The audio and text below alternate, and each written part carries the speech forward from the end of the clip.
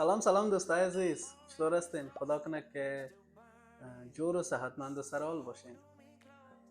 دوستای عزیز، در برنامه امروز براتان قرار است که موبایل جدیده که امروز خریداری کردم براتان انباکسینگ کنم و براتان نشان بدم. خدا کنه که خوشتان بیاید و حتما نظرتان در مورد برنامه ها و در مورد موبایل جدیدم قسمت کامنت میتونین که بنویسین.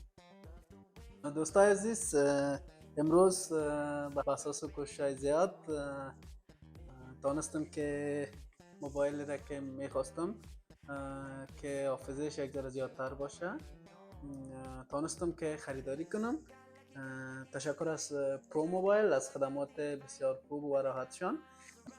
دوستای عزیز، با هم یک جا میریم و انباکسینگ میکنیم. ما برنامه رو بیننده باشید دوستای عزیز. دیگه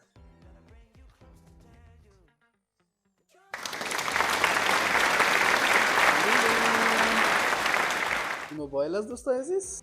دیگه ببینیم که دوستای عزیز همراه خود چی داره. نگفتن همونه دوستای عزیز که پرو موبایل برای ما ضمانت هم دادن برای 1 سال. دیگه ضمانت 1 سال داده. تشکر. یعنی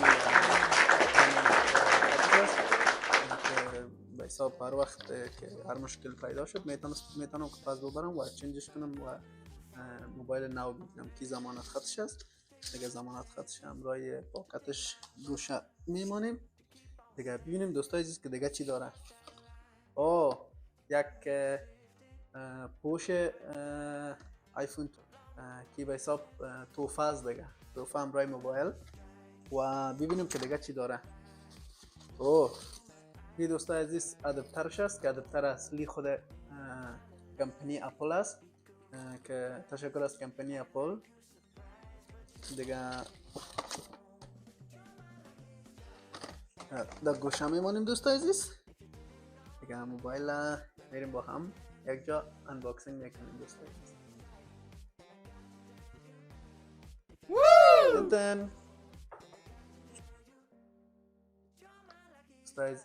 آیفون 12 پرو مکس. دوستای عزیز، نگفتن همونه قبلا موبایل که خریدم روشن کردم و تمام فایل ها را انتقال دادم به این موبایل از موبایل 11 پرو مکس هم. دیگه موبایل است